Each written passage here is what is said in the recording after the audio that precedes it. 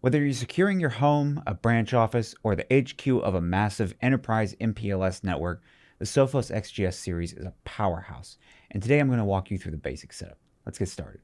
So for this demo, we'll be using an XGS 108, a great fit for small offices and remote sites, but whatever model firewall you may have, this walkthrough applies to all. So starting out right on the box, we have a sticker with a QR code that says, "This is a subscription on registration product. Please scan the QR code and register your appliance within 30 days of receiving it." What this means is when you purchase your firewall, you have 30 days to register. This does not mean your license starts right away.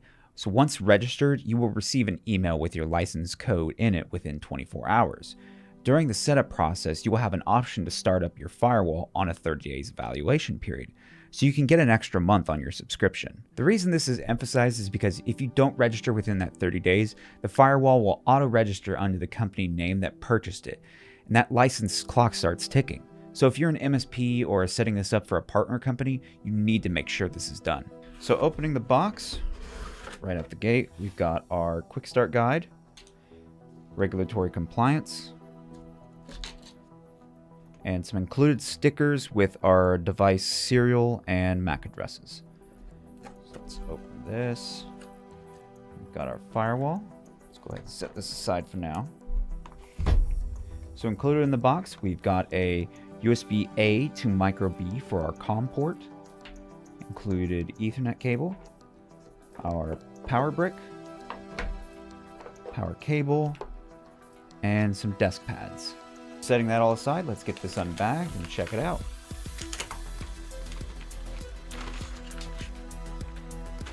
So right up front, we've got a USB micro B for COM, a standard type A USB port, and our activity LEDs. Going around back, we've got two barrel jacks for power and redundancy. We have a power button. This device automatically turns on when you connect power. This is for graceful shutdown. We have a Ethernet for COM, a USB 3.0 port, a SFP for 1 gig fiber, and 6 programmable Ethernet ports. So now let's get this hooked up. So first, we're going to take our WAN cable to our internet provider, hook that into port 2 WAN. Then we're going to take our second Ethernet going to our computer or LAN switch. This will go into port 1. Now, let's plug in our power cable. It's going to go into the barrel jack 1. When you plug that in, screw this in. This is a safety nut that prevents it from accidentally being unplugged. Then finally the power brick.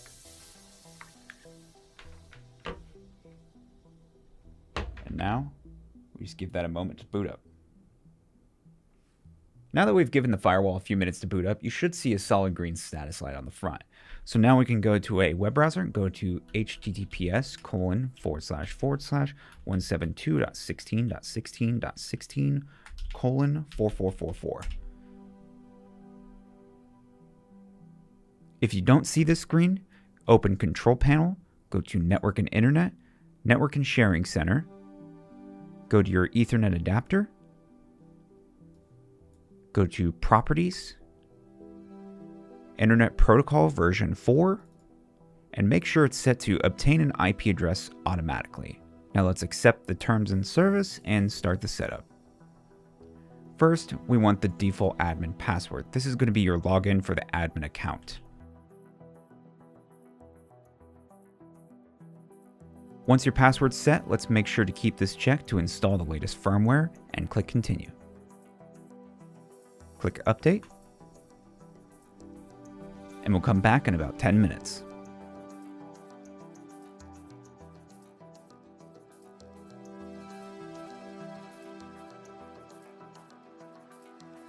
Now once your page refreshes, we can log in with the credentials we made earlier.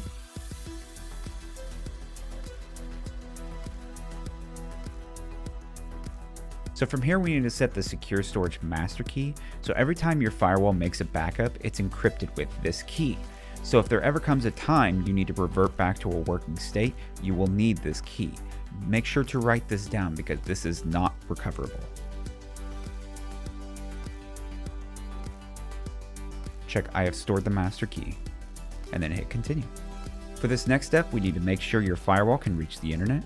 You should have all green check marks down here. If something's not working, you can go to manual configuration to adjust. And most likely, it's your DNS settings. Once that's working, click continue. From here, you can rename your firewall, but by default, it's going to use your serial number. And then down here, we're going to choose our time zone. Once that's done, hit continue. From here, we need to copy our serial number for registration. Hit continue. Now we need to register the firewall using that serial number. From here, you can either log into your Sophos Central account or create one if you do not have one yet. Once you're in your Sophos Central dashboard, we're going to come up here to the right, to this icon, and go down to licensing. We're going to go to Firewall Licenses, Claim Firewall, and paste in that serial number. I'm going to claim with 30 days extreme protection. Now let's go up to My Products, Firewall Management,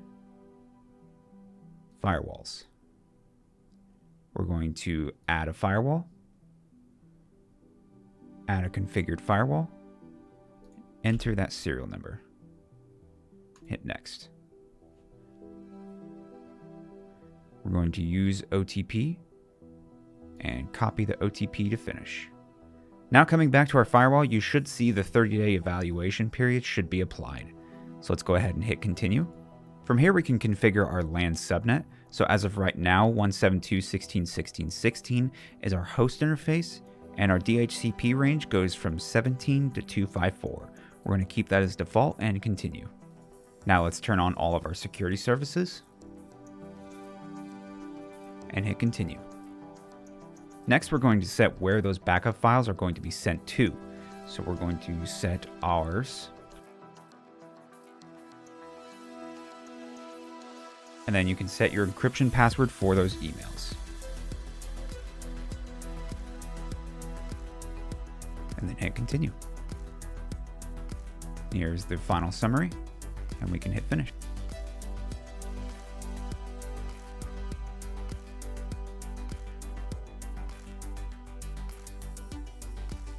Now that the firewall is done rebooting, let's go ahead and log in.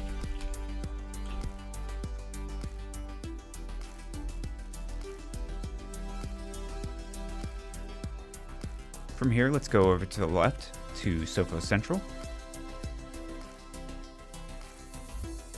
We're going to register, use OTP, and paste in that OTP code we copied earlier, and hit register.